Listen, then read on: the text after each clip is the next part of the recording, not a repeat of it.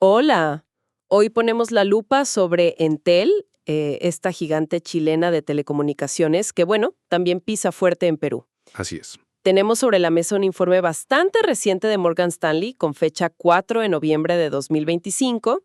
Analiza los resultados del tercer trimestre de Entel. Fresquito, sí. Y la misión que tenemos hoy es doble, ¿no? Por un lado, entender los números, o sea, qué funcionó bien para Entel en este último tiempo. Claro, lo financiero. Pero, y quizás aquí está lo más jugoso, queremos explorar qué podría definir su futuro estratégico. Sobre todo con estos rumores, ¿no?, de movimientos importantes en el tablero de las telecomunicaciones andinas. Exacto. El contexto es clave. Así que, bueno, vamos a meternos de lleno en este tema. Dale. Y para poner las cosas en perspectiva, desde ya, el propio título del informe de Morgan Stanley nos da una pista, ¿eh? Dice 3Q25. EBITDA beat, M&A is key driver. Ajá, o sea, el EBITDA superó lo esperado, pero el M&A, las fusiones y adquisiciones, son el motor clave. Eso mismo. El resultado operativo, el EBITDA, que recordemos son las ganancias antes de intereses, impuestos, depreciaciones y amortizaciones, fue casi un 5%, bueno, 4.8% para ser exactos, más alto de lo que Morgan Stanley proyectaba. Nada mal. Y los ingresos también, dieron una sorpresa positiva, quedaron un 3.4% por encima de sus estimaciones. Ok. Esto ya de entrada nos dice que, más allá de los titulares, la operación de Entel mostró músculo, digamos, en este periodo. 748 mil millones de pesos chilenos, CLP. Eso es un salto del 11% comparado con el mismo trimestre del año anterior. Un crecimiento robusto, la verdad. Un 11% es bastante. Ahora, si miramos por geografía, ahí la cosa se pone interesante. En Chile, que sigue siendo su mercado principal, los ingresos por servicios móviles subieron un 3.2%. Ok, servicios móviles. El informe indica que esto vino más por el lado de clientes de postpago. Aunque, ojo, la base total de clientes móviles tuvo una leve disminución. Ya hablaremos de eso. Ah, mira. Interesante esa dinámica en móviles en Chile. ¿Y qué pasó con los otros servicios allí? Porque Entel no es solo móviles, claro. Totalmente. Y ahí también hay buenas noticias, ¿eh? El segmento fijo y de servicios TIC, tecnologías de información y comunicación para empresas, digamos, creció un respetable 8.2% año contra año. Bien ahí. Y aquí la estrella fue la fibra óptica hasta el hogar, lo que llaman FTTX. Eso se disparó un impresionante 26.5%. ¡Wow! 26.5% en fibra. Claramente, la apuesta por la fibra está dando frutos. Y no podemos olvidar el negocio mayorista, el wholesale. Creció un 36%, impulsado fuerte por los acuerdos de roaming nacional. Ah, el roaming nacional. Sí. Así que en Chile vemos varios motores funcionando, no solo uno. Un crecimiento bastante diversificado en Chile, entonces. Fibra destacando muchísimo. ¿Y cómo le fue en Perú? Su otra gran operación. Perú también mostró solidez. Los ingresos totales allá subieron un 6.3% medidos en dólares americanos, en USD. Ok, pero si lo pasamos a pesos chilenos por el efecto del tipo de cambio, el crecimiento es aún más llamativo, 16.5%. Ah, claro, el tipo de cambio ayudó. Exacto. Y los motores principales fueron, por un lado, los servicios móviles, que crecieron 4.2% gracias a más clientes. Y por otro, un aumento muy notable en la venta de teléfonos, los handsets, que subió un 12.1%. O sea, vendieron más equipos también. Sí, bastante más. Perú sigue siendo una fuente importante de crecimiento para Entel, tanto en servicios como en equipos. Ok, el panorama de ingresos queda claro. Crecimiento en ambos mercados, Chile y Perú, aunque con distintos acentos, digamos. Pero bueno, ingresos no es lo mismo que ganancias. ¿Cómo se vio la rentabilidad con todo este crecimiento? Mencionaste el EBITDA al principio. Así es. El EBITDA consolidado, esta medida clave de rentabilidad operativa, llegó a 214 millones de pesos chilenos. Eso es un 9.7% más que el año anterior. Y como dijimos, superó las expectativas de Morgan Stanley. Bien. Sin embargo, y aquí viene un matiz importante, el margen EBITDA, o sea, qué porcentaje de los ingresos se convierte en EBITDA, fue del 28.6%. ¿Y eso es bueno o malo comparado con antes? Es una ligera contracción. Específicamente 30 puntos básicos o 0.3 puntos porcentuales comparado con el mismo periodo del año anterior. Ahí está el detalle. El EBITDA sube en monto absoluto, el número grande, pero el margen, la eficiencia relativa, baja un poquito. ¿A qué atribuye el informe esta leve presión en la rentabilidad? Bueno, lo fascinante aquí es entender esa dinámica, ¿no? Según Morgan Stanley, esta ligera baja en el margen se explica por mayores costos operativos. ¿Cómo cuáles? Mencionan específicamente costos de red, como arriendos de sitios y energía, algo que, bueno, afecta a todo el sector, ¿viste? Pero también mayores gastos comerciales. ¿Marketing, ventas? Probablemente para mantener la competitividad, sí. Y también costos asociados a la venta de esos mismos equipos móviles que vimos que crecieron fuerte en Perú. Claro. Es el clásico balance, ¿no? Entre crecer y mantener los márgenes. A veces hay que gastar más para crecer. Tiene todo el sentido. Crecer a veces implica invertir más para atraer o mantener clientes, o asumir costos asociados a ese crecimiento. Pero mencionaste también algo sobre la generación de caja, ¿no? Que había noticias positivas ahí. Exacto. Y es un contrapunto muy relevante a esa ligera presión en el margen EBITDA. El flujo de caja operativo, el OCF por sus siglas en inglés. El efectivo que realmente queda. Eso mismo. El efectivo generado por las operaciones después de las inversiones. Tuvo una expansión espectacular, 37% interanual. ¡Wow! Un 37%. ¿Y cómo se logra eso si los márgenes estaban un poco presionados, como decías? Bueno, la clave aquí fue una gestión más eficiente de la inversión en capital, el famoso CAPEX. La inversión en infraestructura, fierros. Exacto. En ese trimestre el CAPEX fue solo el 13% de los ingresos. Ahora compara eso con el 16.2% que representó en el mismo trimestre del año anterior. Ah, invirtieron bastante menos, en proporción. Invirtieron menos en fierros, por decirlo de alguna manera sencilla, y eso liberó mucho efectivo. Esta menor intensidad de CAPEX, combinada con el crecimiento del EBITDA en monto absoluto, es lo que impulsa esa fuerte expansión del flujo de caja. Interesante. Y para completar el cuadro financiero, Entel anunció un dividendo de 35.000 millones de pesos a pagar ahora en noviembre. Eso daba un retorno por dividendo cercano al 2.6% en el momento del informe. O sea, menos inversión, más caja libre y además repartiendo dividendos. Suena a una gestión financiera bastante disciplinada, ¿no? Sí, da esa impresión. Ahora, volvamos un poquito a la operación misma. Hablamos de ingresos, de rentabilidad. Pero, ¿qué pasó con los clientes?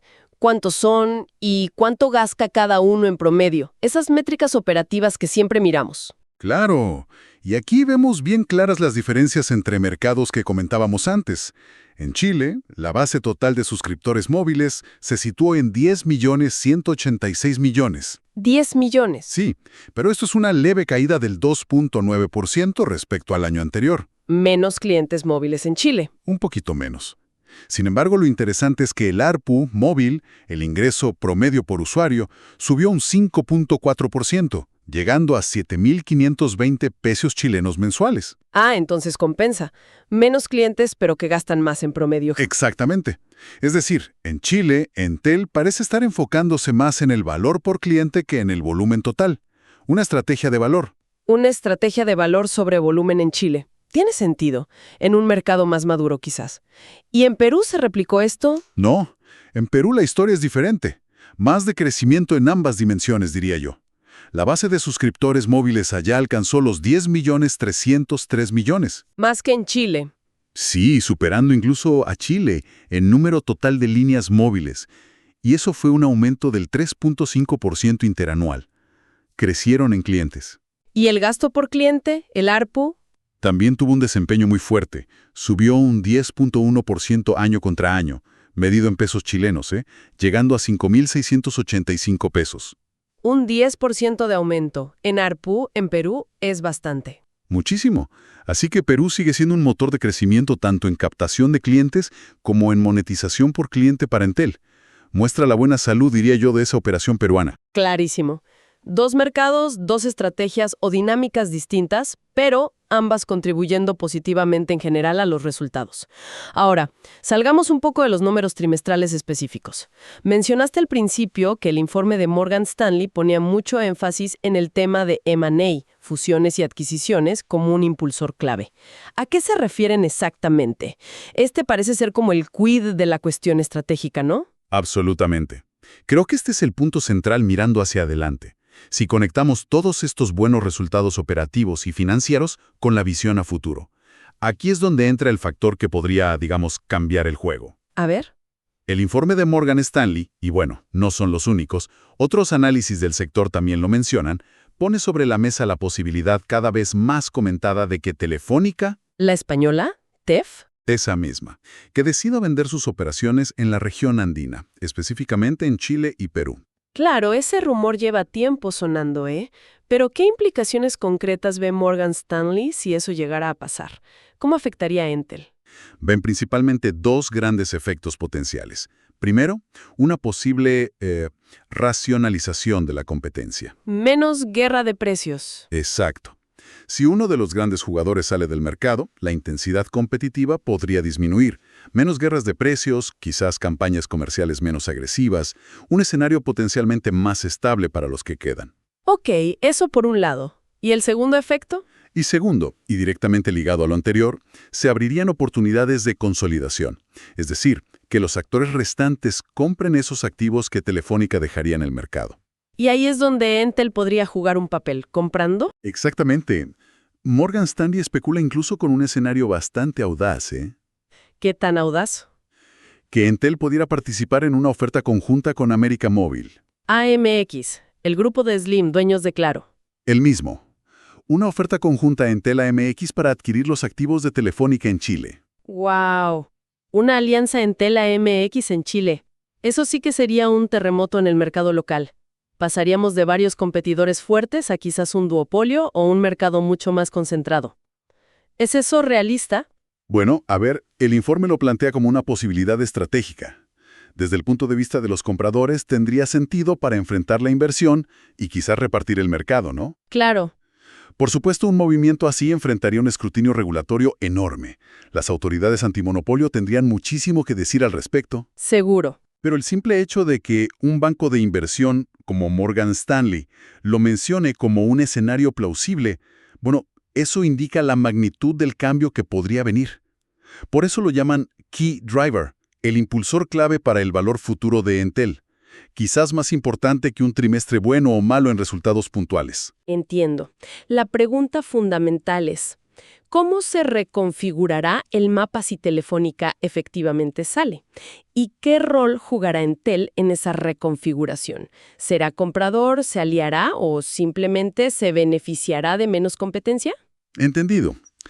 Es mirar más allá de la foto trimestral, como dices, hacia la película de mediano y largo plazo. Ahora, todo escenario estratégico tiene sus riesgos, ¿verdad? ¿Qué identifica Morgan Stanley como los principales factores que podrían impulsar o, al contrario, frenar a Entel? Sí, el informe es bastante directo en esto. Por el lado positivo, lo que llaman upside risks, el principal factor es justamente este, que el escenario de menor competencia se materialice, ya sea por la salida de Telefónica o por otras razones.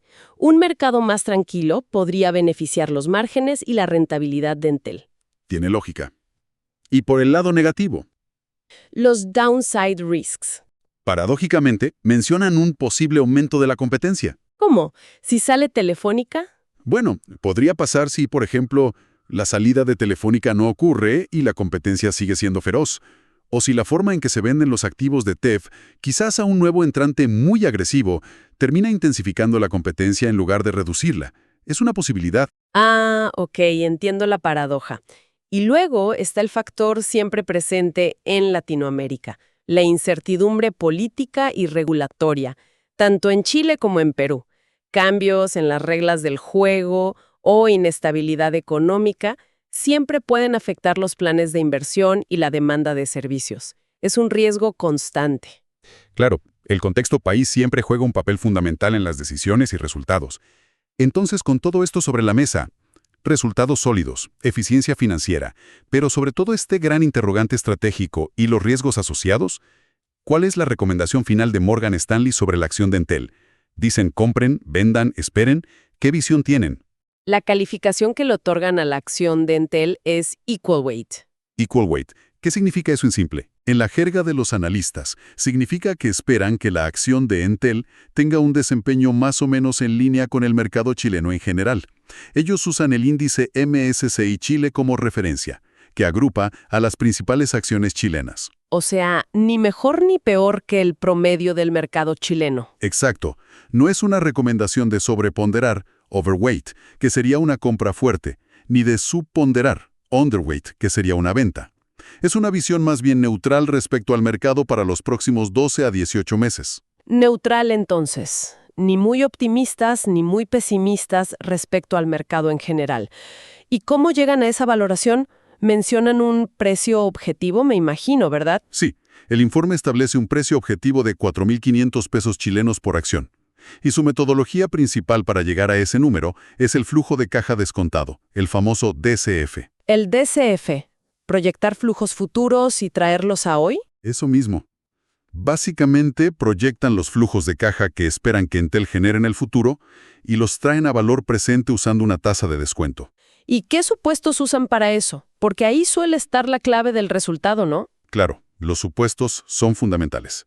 Usan una tasa de descuento, el WACC, o costo promedio ponderado de capital, del 10.6%. Alto, bajo. Explican que esta tasa incluye una prima adicional por la baja liquidez que a veces tiene la acción de Entel en bolsa, o sea, consideran ese factor.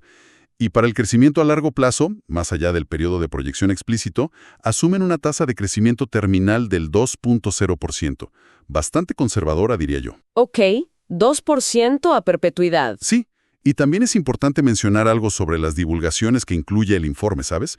Por transparencia. Adelante, siempre es bueno tener eso claro. El informe incluye, como es estándar en la industria de análisis financiero, una sección donde Morgan Stanley declara que tiene o busca tener relaciones comerciales con Entel y otras compañías del sector que cubre. Lo habitual en estos informes de bancos de inversión. Exacto.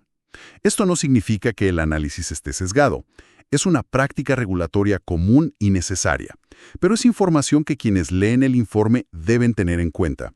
Simplemente saber que existen esas potenciales relaciones comerciales. Perfecto. Queda claro el panorama completo. Los números del trimestre, la estrategia de fondo, los riesgos que ven y la visión del analista con sus métodos y, bueno, también sus advertencias o disclosures. Si tuviéramos que destilar todo esto, ¿cuáles serían los mensajes clave que alguien debería llevarse de este análisis detallado sobre Entel basado en este informe de Morgan Stanley? A ver, creo que podríamos resumirlo en 4 puntos principales. Primero, Entel cerró un tercer trimestre de 2025 financieramente sólido. Superó las expectativas clave de ingresos y EBITDA, demostrando resiliencia operativa. Bien. Punto 1. Solidez financiera reciente. Este buen desempeño se apoyó en contribuciones positivas de ambos mercados principales. Chile, con fortaleza en móviles de valor, un gran impulso de la fibra óptica y el negocio mayorista. Y Perú, que sigue creciendo fuerte en clientes y en venta de equipos. Ok, punto 2. Crecimiento en Chile y Perú con diferentes motores. La compañía mostró disciplina financiera, controlaron la inversión, el CAPEX, y lograron una expansión muy significativa del flujo de caja operativo. Eso les da flexibilidad, ¿no? Importante. Punto 3. Disciplina y generación de caja. Y cuarto, y quizás el más relevante mirando hacia adelante, el gran tema estratégico es esa potencial salida de Telefónica de la región andina. Este evento podría redefinir por completo el escenario competitivo y abrir oportunidades de consolidación. Es el principal catalizador positivo o negativo, dependiendo de cómo se desarrolle, para Entel en el mediano plazo. Entendido. Punto 4. El factor M&A y la posible salida de TEF como clava futura. Una buena foto del presente con una película muy interesante proyectándose hacia el futuro, como decíamos. Exactamente. Y si quisiéramos dejar una reflexión final, un pensamiento para darle vueltas, más allá de celebrar los buenos números de este trimestre, que son importantes, claro, la verdadera prueba para la gestión de Entel en los próximos tiempos será cómo navegar este posible reacomodo del mapa de las telecomunicaciones en Chile y Perú. El desafío estratégico. Eso es, si la consolidación ocurre, será Entel un actor protagónico, buscando activamente comprar activos, quizá incluso en alianzas complejas como esa hipotética con AMX que mencionaba el informe, o adoptará una postura más conservadora, buscando beneficiarse simplemente de un entorno competitivo menos agresivo. Buenas preguntas. Y, por supuesto, cómo influirán los vientos políticos y económicos, siempre cambiantes en nuestra región, en cualquiera de esos caminos estratégicos que decidan tomar. Es una trama con mucho suspenso y varios posibles desenlaces, ¿eh? Sin duda. Definitivamente una situación para seguir muy de cerca en los próximos meses y años. Sin duda alguna. Un escenario complejo y fascinante. Muchas gracias por desgranar este informe con tanta claridad. Ha sido muy útil. Un gusto, como siempre. Y gracias a quienes nos acompañaron en este análisis. Hasta la próxima.